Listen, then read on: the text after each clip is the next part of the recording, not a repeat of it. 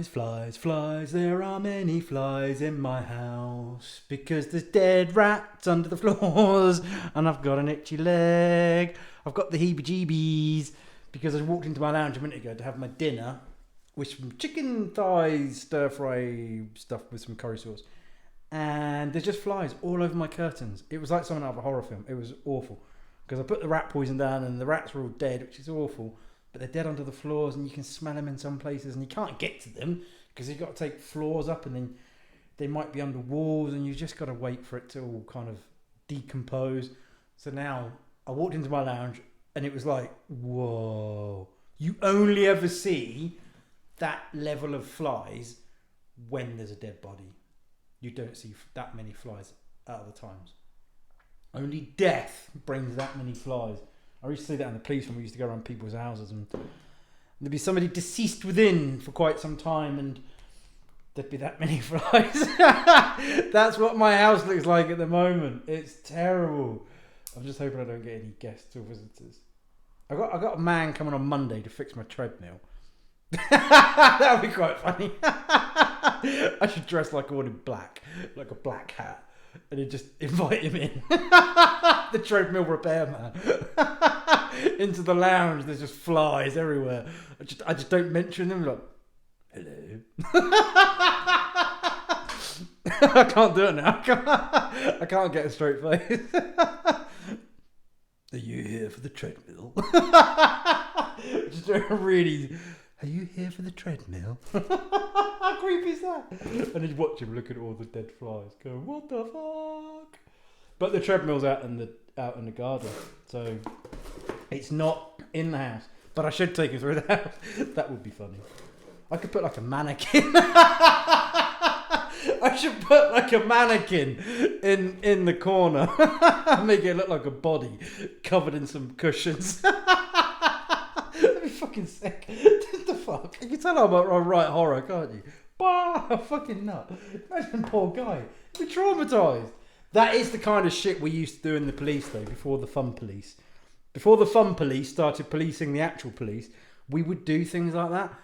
And when I joined up, there were things like that happening a lot. It was quite funny though. Yeah, it was quite funny. Yeah, all those kind of initiation things. But they were good. They were good. It taught people to vent humour, which is essential in the police. And I'm bumping into all my ex-police buddy colleagues at the moment, and they're all telling me, this is people that are still in the police, and they're telling me they're not allowed to have humour in the station anymore, and that's really super serious. It is, and they're terrified. Everybody's terrified about what they're saying and how they're saying it, and they're worried all the time about being recorded and being taken out of context. So there's no humour, there's no expression of humour, there's no fun. Nobody can talk about anything funny at all. Pardon me. Nobody dares express an opinion over anything at all. There's people working in some really high stress investigations teams. I've had beer. I'm already on the beer. And I'm going to burp. I'm just going to cover that. Pardon me. There we go. It's very rude. And I did promise myself not to swear so much tonight. But I bet that I was about to swear then. I can't help it. But there's people working in high-level and serious investigation teams. Some very serious offences of the kind that creates pressure within and emotional turmoil. I'm sure you can imagine the kind of investigations that would be some of the hardest for police officers to deal with. I'm sure you can imagine what they are. And they're working in silence. I've got people telling me all across lots of different regions and divisions and on the Isle of Wight and all over else, they're all working in silence. There's no humour, there's no banter, there's no fun, there's no joviality. So they're seeing and dealing with the most horrific crimes and details and images that you could possibly imagine. Hello, Bell. And the only way that we used to be able to process that was by humour, by joking and being silly with each other. And I mean, I never saw any kind of racism or anything like that. I just didn't. I just never saw anything like that. But then somehow that humour that we always had got tied up with being bad and racist or homophobic and things, and then all of a sudden this tiny things would get blown out of context and taken out of proportion. Then all of a sudden it becomes to the point where you can't express any humour, and that's worrying. That's dreadful, because what's happening now is there's an exponential increase in people going off with stress and anxiety and depression and mental health problems, simply because they're breaking inside, because they can't express themselves through humour.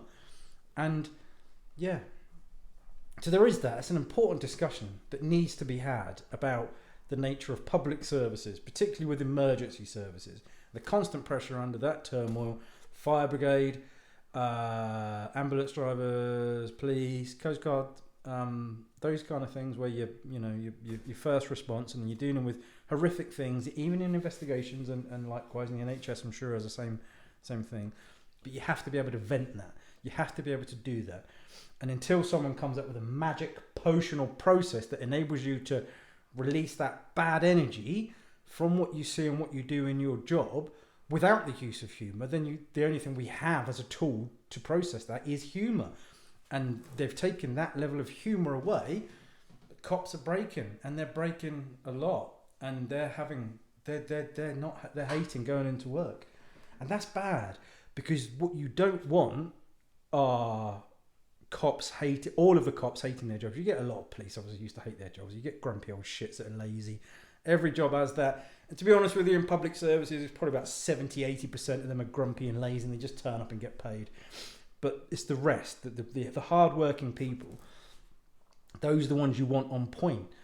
And if they start hating their jobs, even young cops are hating their jobs and hating going in and actively looking for other employment, like cops that haven't even reached 10 years in yet. Whoa, my God, that was when you're at your peak. You're flying, and they're looking for other jobs because they just can't handle it. It's just so morose and depressing, and there's no humour, there's no fun, and there's no motivation to go out and excel, because there's no reward for that, because leadership is so broken and so terrible. I should do a podcast just on that, really. But anyway, I don't even know what I was talking about. I've gone off on a tangent again. Humour. Fuck knows. Swore! Well, that was 7 minutes 46. I wonder if I've sworn already yet. I don't know. Anyway, I've got a lounge full of flies. Like someone out of humour. We're going to put the mannequin in the corner of the room to scare the treadmill guy. That would be very funny. But can't do that. Because then you just get sued, wouldn't you? I'd get sued, or something would happen, and you can't.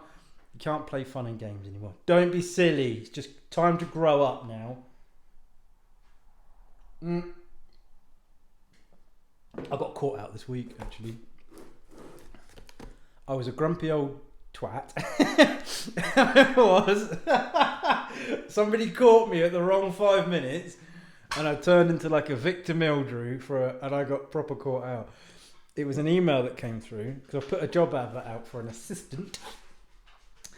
And then I got an unsolicited email through saying, hello, we're a recruitment agency and we want to help you find the very best person for your position. And it was just a big email and blah, blah, blah. And I don't know why. I shouldn't have done. Because in actual fact, that could have been probably quite helpful, but it just really pissed me off. Because I was a proper little grumpy shit that day. It was raining horrible, and one of the dogs got a bad belly, so had wheeze and poos everywhere, and it was like that. And there's been lots and lots of work going on and whatnot. And you just do, don't you? And so the email opened up again. I hope you don't mind me reaching out. So being a twat, I wrote back again. Actually, I don't mind you reaching out. I do mind it. You shouldn't be sending me unsolicited emails. And I did all of that. And I sent it off and just being a grumpy, whiny dick and saying, you're not allowed to send me unsolicited emails. What are you doing? You're not allowed to do that. And then this guy called Andy emailed me back, and he was super lovely and super nice, and he went, actually, we are allowed to do it because your email box that we've used is a business email, and it's quite clearly registered as a business email. So the rules don't apply to that. and he brought up the relevant section of law and stuff that it related to in a very nice and polite way. And I was reading this thinking, this is good. I've met my match. It was almost like rolling my sleeves up, thinking, what can I fire back with? We could get a little thing going here. This is going to be my afternoon. I was pushing all my work aside, thinking, yeah, this is going to be it. We're going to get going. You're going to have a proper old ding-dong on the internet. Because sometimes you just do, don't you? And at the end of his email, he wrote, by the way, I love your books. And I went, fuck, no. Oh my God. I've been caught out properly. It's my own fault because my email is info@haywood.com. But it's the first time that I've been a proper dick on email and gone to be a grumpy twat. And someone's gone, I love your books. And I've just gone, oh, thanks very much. Oh, I really appreciate that. Sorry I was being a dick. But then I also thought it was unfair. Because that means I can't now be a dick. Because I'm starting to get a bit more known. And I was like, right, I need to create a second email address that doesn't have Haywood in it. But yeah, so I got proper caught out. And he was lovely though. So Andy, if you ever watch this, I'm sure you're probably pissed off with me by now. But I did reply though, ever so nicely, and then he replied again, and we had lots of smiley faces, and it was all jolly good. But I got caught out. Both the dogs have come in. I don't know why. I don't know if you can see them. There's two. Oh. There's Deli should be about there. Oh, Krusty's going out of that room. I don't know why. You have to watch. Krusty's a proper alpha dog. Wow, we should be listening out for what Krusty's doing. But yeah, it's been and then so that was a busy day, and it was a busy couple of days. Trying to sort out the website and lots of things. And the website's up and functioning finally. But that was a painful getting there. And there were lots of things happening, and I was very focused on work, really focused on work. And I've putting out lots of those writers' tips videos on social media and learning all about those kind of things. I'm going to burp again. Pardon me. And I was proper in the zone. Proper work. Really focused. Got to do this. And all the products are coming through for the store, so I've got to photograph all them because I don't have an assistant. I still haven't found one, so I'm doing all of that. I'm photographing them and putting them on the website, and I've got to list all the categories and the products, and everything's got to be weighed, and you've got to work out the postage and the price of postage. Oh my God, I feel so bad, especially for overseas. So anyone who buys anything from the store in Europe or America or Canada, I'm so sorry, but I'm not making any money on that postage. That's just the set price that Royal Mail charge. It's awful. It's carnage. But yeah, so everything was really busy, really busy and focused. And then all of a sudden I get this email, and I'm really thinking about really focused on Fictionland, getting Fictionland out, and doing the best I can for promo. And you're in work mode, and you just focused on work and the tasks you've got to do and my to-do list and managing everything, and you right, get it. And other than picking fights with nice people on the internet, they call me out. But anyway, and then I get another email from the publisher, the audiobook publisher of Fictionland. So Fictionland ebook and paperback is self-published. The audio is published by a company called WF House. I hope I've got that. Or was it FW House? WF House.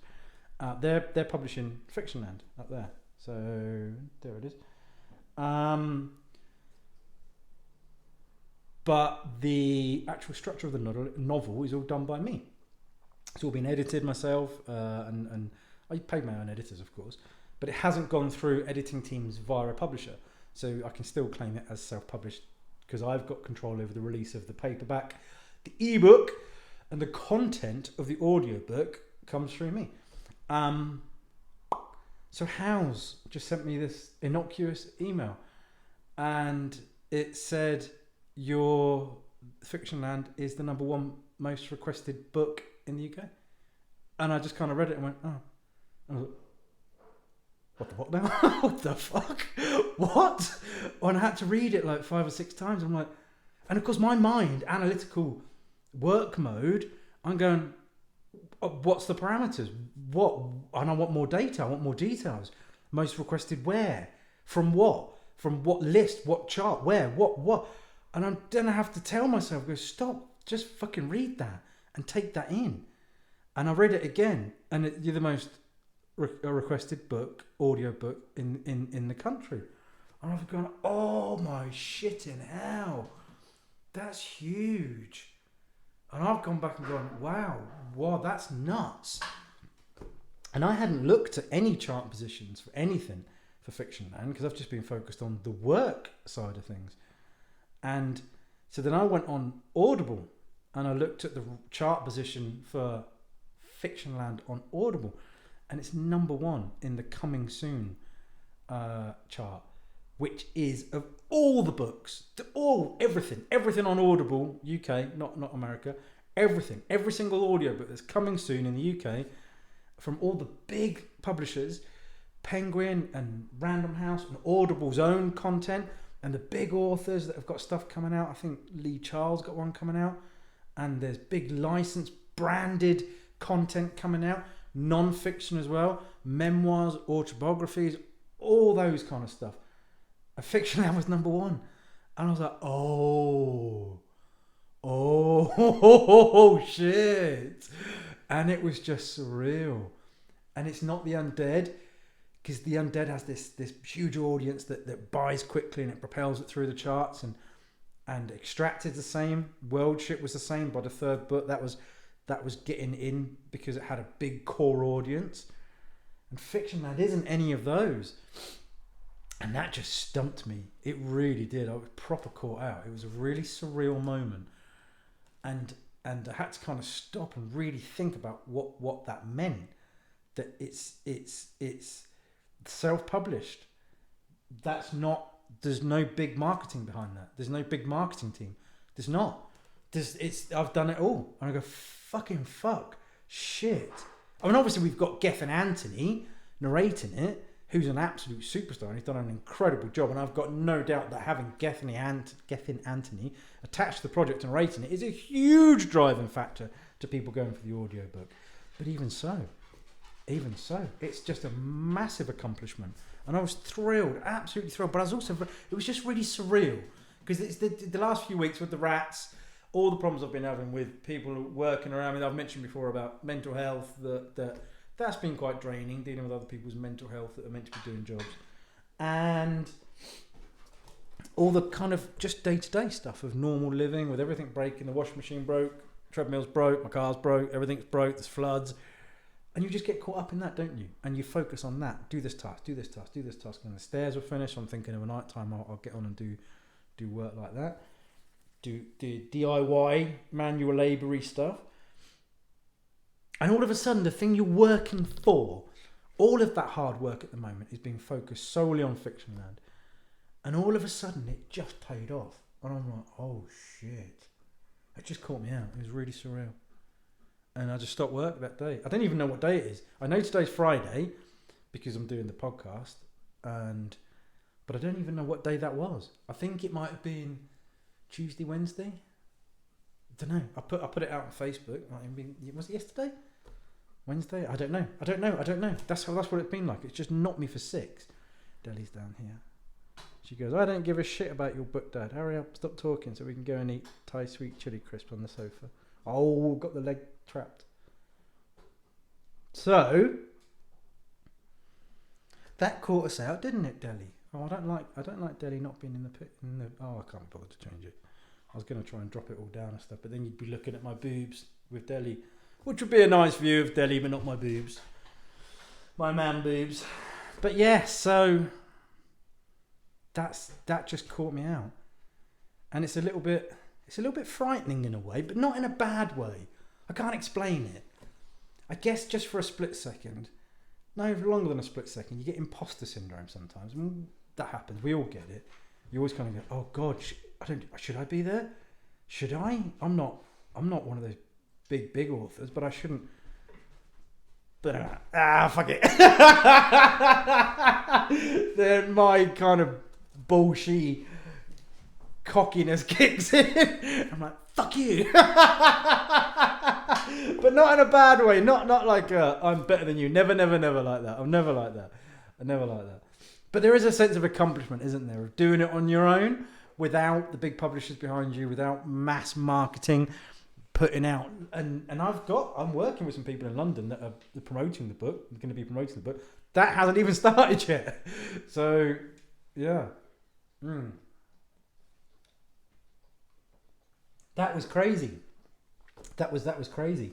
And I just hope that people enjoy it when it comes out, because Fictionland is, I've said before, it's slightly different to my other stuff. So let just a quick brief explanation. I did the 3 extracted books, and by the 3rd extracted book, Extinct, that's a heavy story. That's an involved story, and there's lots of multiple timelines, and it's really hard. And the structural editor I work with, Ian, who's an absolute amazing editor, we were just embedded in that for months trying to get that right. And I think very close to that, there's probably a couple of really heavy undead stories that came out as well. So to take a break from that, I wrote A Town Called Discovery, which is just fun and carnage. And that's my way of using humour to vent, and having unrestricted humour as well. Pardon me, because there's no editing team on A Town Called Discovery, so I can say what I want, do what I want, put it out, just go nuts. And it was a really good hit, and it did really well. But it is different tonally to Extracted and some of the undead stories. And again, I went through Delio. Delio is much more extracted, much more serious, much more complex structure to it. Took months and months and months to write. Took years to come up with the idea, months to write. And then Undead 24 and 25, both big stories, both intense. Take a lot out, very, very draining emotionally. And now you're so beautiful. Yes, you are. Look, you're so beautiful on that sofa. You watching the flies? She's such a pretty dog. Krusty's in the other room shouting at things. Hopefully flies. So at the end of Delio and after the Undeads, I did Fictionland. And again, I just want a blast. I just want some fun. So I just come up with this notion of a John Wick style character in a really shitty kind of story where he's got to fight those bad guys, and he dies and he wakes up in a city full of characters from novels, and I just wanted to see what happens. And I just let rip. And so I hope that comes across well. It's not ripping into anyone. It's not punching down at anyone. It references some big characters in our modern fiction world. I won't spoil any.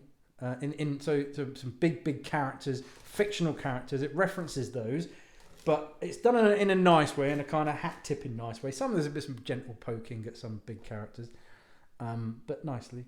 But they are all fan fiction characters. I'm not actually poking at the character. So for the most part, all the characters in Fictionland are fan fiction characters that someone else has had to try to write, abandon the novel, and they wake up there. But anyway, so I hope people like it. But yeah, that was really weird. Nice, but very, very strange. And then that set the tone for the rest of the week, really. It just it slowed me down. It really did. It made me just kind of go, dude, you can have a little 5-minute. Just chill. Just fucking chill. So I did. I've just taken a bit more time this week just to stop and breathe. I made some of those. I put some of those videos out, the writers tips videos, and I really like doing those because I'm getting really good feedback on them. I'm not interested in personal fame of any degree whatsoever, but I like doing it because I'm getting good feedback from people saying that's helping me, that tip helped me. People asking questions as well. What about this? What about this? And that's really nice. So that's good. What did I do this week? I did characters' names, about how to choose the right characters' names for your story using deep poll generators and internet searches to match the era of when the character was born. First Kiss, I think I'll put that one out today. So First Kiss is just about drawing the first kiss out as long as possible. Don't let your two characters, whoever they are, kiss too quickly. Keep that tension for as long as possible. And literally just keep it going forever and ever and ever and ever and ever. Because the second you put those two characters together, Big smoochy smooch. A big kissy kiss. That's it, you're done. You've lost all tension. And there was a really cool guy on the internet, Suki, who mentioned Ross and Rachel and Friends. That was a brilliant example. Tension between them. I'm not a fan of Friends, but even I was into that when it came out. I'm going to whistle for my dog. Hang on. Krusty. It's better. You stop there. No. Oh, now we've got carnage going on. Oh, we've got conflict and ambiguity. Krusty's 10. And he's old, and he's when he starts barking, he doesn't stop. He just keeps going forever because he thinks in his head there's a fox somewhere, so he must bark at the fox and tell the fox to fuck off. He's probably going to come stomping in a minute. There he is. There's the wolfie. Hello. Go and lie on the sofa. Good boy. Good boy. No, enough now. Enough. Jesus, not enough. To keep the tension up forever and ever and ever and ever and ever. Don't break it, but you can break them apart, those two characters, and put them back together again later. But that takes quite a lot of effort. Oh, he's such a good boy. Oh, I'm getting all my legs all tangled up. Look, there he is. Oh, good boy. He's such a big dog. He's so powerful, so strong. Another one I put out was where you start your novel. And so that one, I was just kind of explaining that there's no right or wrong. There's no easy way to do it. You just got to jump in. And it doesn't matter where you start, because the start is never the beginning and the beginning is never the start. So a lot of the books I'll write, The Undead's not so much, because I'm so familiar with that world and that territory that generally the first scene I write in whatever Undead book I'm doing is going to be the first scene that goes out, because I've already plotted and planned it for such a long time. But if it's not a series and it's like a first novel, just jump in wherever you can. If you've got a scene in your head that you've always thought about, oh, I love that scene, I just want to write about that. That's the seed for my novel. Write that. Chuck it in. I wrote Yasmin, Emile Defont, committing the theft on the world ship Humility. That was the first thing I wrote. I just wanted to, I had that in my head for years, and I just wrote that scene, and then I built the rest of the novel around it. And eventually that obviously comes in last, because my idea was it was going to start off with her committing the robbery and then we see what happens afterwards. But I was like, no, let's go right back and build up. And then even once I'd done that, the editor, Ian, he identified the scene where Yasmin is shoplifting lingerie. That, in my draft, was about halfway through the book. And he went, no, put that at the front of the book. That's the brilliant opening scene. And then Sam says, and we go from there. So I was like, so it doesn't matter where you start. Start from whatever's in your head, whatever idea you've got in your head. Start there. Just get words on a page, get character down, get dialogue. Best thing to do is put a character in motion, going somewhere, doing something, achieving something, talking to someone. Just normal everyday stuff is fine. And then at some point, as you're writing it, even if it takes a few thousand words, even if it takes 10, 20,000 words, nothing is ever wasted. Don't ever think that you write 20,000 words and it's no good. It's not. It's all practice. Every paragraph you write is practice for the next paragraph that comes. So nothing is ever wasted. Every novel I write, every book I write, I create on my computer, see the book that I'm writing, and then I create something I call it a bits and bobs folder. So if I write a page, for instance, I'm thinking, nah, that's not right. I'll copy it, put it into the bits and bobs folder. And then I might take a whole chapter out, put that in there, and then chunks at a time, put that in there. 6 or 7 chapters later, I'm thinking, oh, I can reuse that, and I take a little bit out of the bits and bobs folder and put it back in. By the time I've finished, generally the bits and bobs folder is as big as the novel. So effectively, you're writing the novel twice. In some books, Delio, for instance, it was probably 3 times the size, but that's poor editing issues. But that can happen. That's normal. So each book, that happens. I put another writer's tip out saying no rules, because there are no rules. And the other one I put out was verbs. Sitting. So I don't go, am I sat here or am I sitting here? Who gives a shit? If I said to you, I'm sitting here having a beer, and someone goes, that's not correct, you should be sat there having a beer. Does it fucking matter? If the other person can understand it, that's all that matters. Deli's big bum knocking the picture, the tripod thingy that the camera's on. Hang on, I'm taking another swig of my beer. And I've got a real bugbear with that. And one of the editing things I went through, episodes I went through, there was a whole discussion that went back and forth about a mug, about a cup. Somebody picked up a cup and it was pick up the cup or pick the cup up. Oh my fucking God, that just went on forever. It just went on and on and on and on. Everybody got involved. Every structural editor and copy editor and proofreader. And then it was going all the way up to the publishers were getting involved. And I go, it doesn't fucking matter. All right, whatever you want to do. Then they all started arguing amongst themselves. I'm like, oh my... See, you go and get a degree in English and you think that it has to be a specific way. And as long as the other person, the reader, can understand it and it's not jarring them out the story, then it fucking cares. Sitting, who gives a shit? And the important thing is you've got to write in your voice. And I say it again and again and again. And it's a big thing now, is I say to people that the best thing that ever happened to me when I started writing The Undead was that I couldn't afford editors or proofreaders. And that meant that I was allowed to learn unrestricted without stupid rules being imposed upon me. Much later, when I did start working with editors and the stupid rules were being imposed upon me, by that point I'd already gained quite a lot of success and a big strong platform. So I was able to then politely and respectfully go, no, I don't agree with some of this. You have to be, when you get published, when you get proper published, you have to remember it's the publisher's money. So you have to acquiesce on about 80% of what they want. That's fine. You just go, okay, yeah, change it. I don't care. Pick the cup up, pick up the cup. I don't give a shit. I'm not that fussed about it. Because you don't want to become named as a dick that can't ever give any, can't compromise. And then you reserve your energy for the battles that you need to fight. So that's more important, because you can't fight everything all the time. Otherwise, yeah. And you are working against some very precious middle class people in publishing.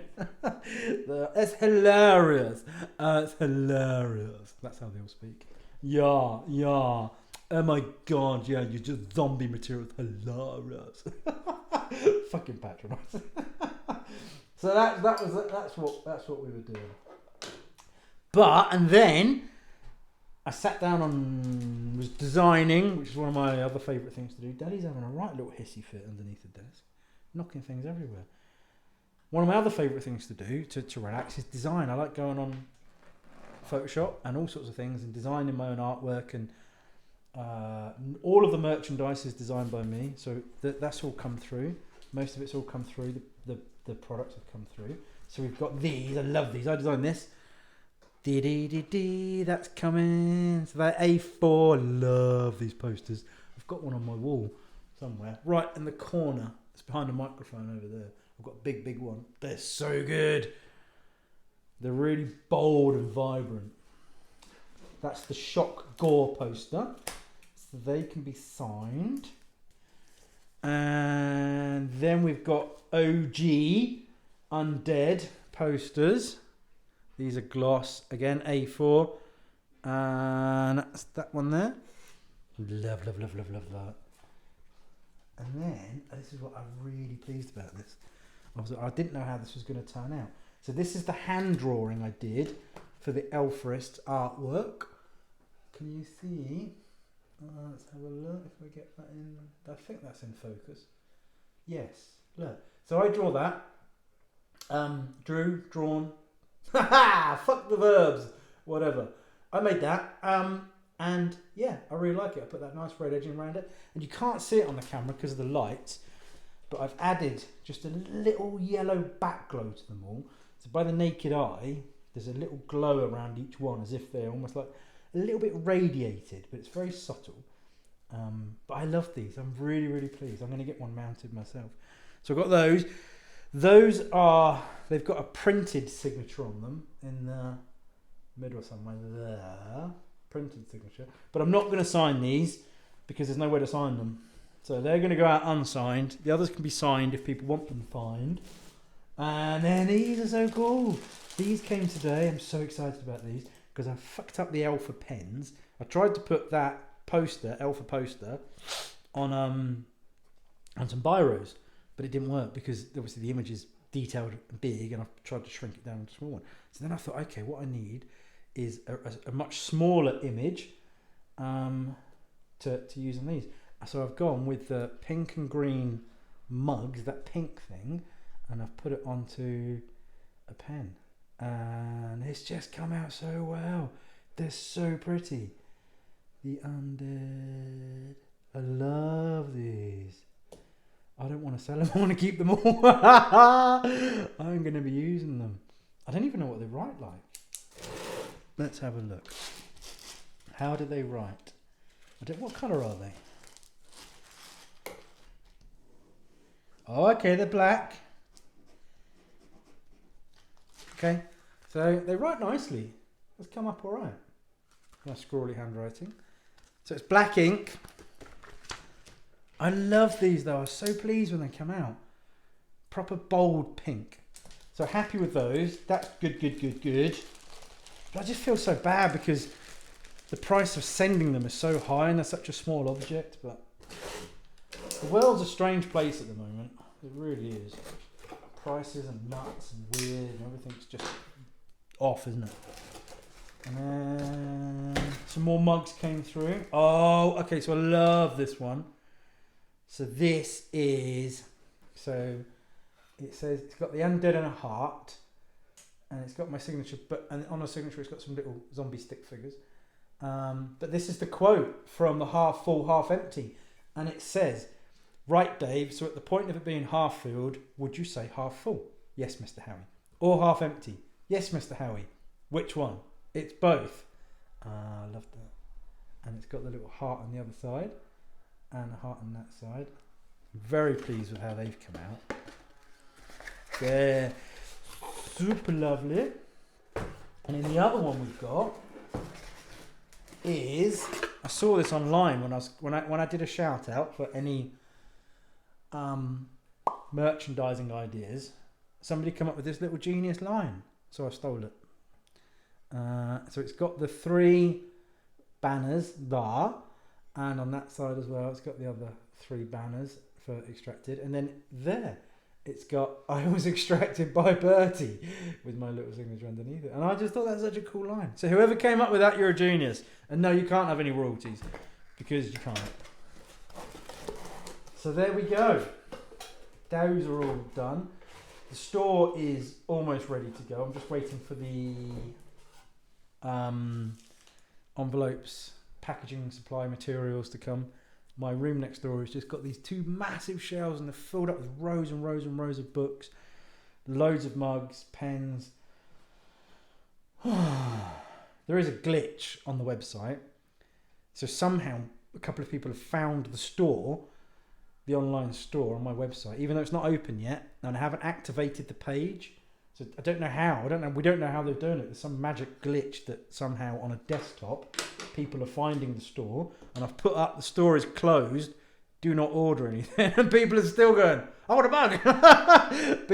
Loads of people have tried to order the first 7 days already, signed copies of the first 7 days, and I'm like, no, refund, cancel, refund, I can't, we're not ready yet. Haven't worked out some of the postage fees and all sorts. So I don't know why I just said that. People are going, I'm going to go on and order some stuff. Don't order anything yet. I'll announce it when it's ready. Because I'm just waiting for all the and there's another alpha mug as well to come. Another alpha. Is it an alpha mug? God, you know what? I don't know. There's something else to arrive yet. And then I'm just going to add more because I really like designing them. I really like pissing around and making them. And I like fiddling around on playing on Photoshop and images and coming up with ideas and stuff. And it's relaxing. Next week, so hopefully by next week I'll have somebody to help me process all the online orders from the store. Bunged up because I've been doing lots of DIY and sanding. There's a lot of dust in the air and I'm hoovering it all. And I was chasing all the flies around the lounge with the Henry Hoover pipe. Go felt like Ghostbusters, Flybusters. I was sucking them all up the Hoover. But there's a lot of dust in the air at the moment still. So I'm a bit bunged up and nasally. But yeah, so we'll get the store open. I'll have someone hopefully on hand who can process and deal with all the orders, and we've got to work out whether we just take it all to the post office or if we get one of those courier companies like Every or something to come and collect it. They used to be Hermes, didn't they? Just the worst courier company in the world. But we'll see. We'll see what happens. And yes. And then I want to get back to writing. I haven't written anything for about 2 or 3 weeks. And the Undead. So the next bit of the Undead, I had to pause it. To just do a load of the work that I've been doing lately. But in my head, all the characters are just poised and ready to go. And they're like, come on, let's go. I haven't got that much left to do on it. I've got 2 big chunks to do, but it's like, 70% done. And that's close, but I need to focus on that last bit. I can't just quickly bodge it. So hopefully, as soon as I get someone on place to do the store, then I can just get back to get the next Undead out of the way. Because that would be good. And I don't like it if I haven't written anything for a few weeks. I start getting twitchy. But now everything's settled down again. So yeah, that was my week. I hope you've had a nice week. I hope this weather hasn't impacted you too severely. It's been bloody horrible, hasn't it? It's been nuts. Just, crazy. But I hope it hasn't been too bad for you. Wherever you are in the world, there seems to be bad weather everywhere. And I'll let you know when the store opens. And if there's anything you want me to cover on the writers' tips videos, just shout on Facebook or on comments here or anywhere. Drop me a line, drop me an email. If there's any tips, if there's anything you want me to cover specifically, just say. I've got a whole list of things that I want to go through, but there might be some things on there that I've never thought of that a new writer might go, well, this is troubling me. How'd you do this? Or anything. Shout me. I'll say. If I can help, I will. But there we go. So I'm going to go and eat Friday night Thai sweet chili crisps and have a beer or 2. And I think tomorrow morning is Saturday, and then meeting some Popo chums for breakfast. So that's going to be nice. We can sit and put the world to rights, like grumpy old buggers that we all are. That'd be lovely. But anyway, I hope you've had a lovely week. And I'll let you know when the store's open. And yes, much love.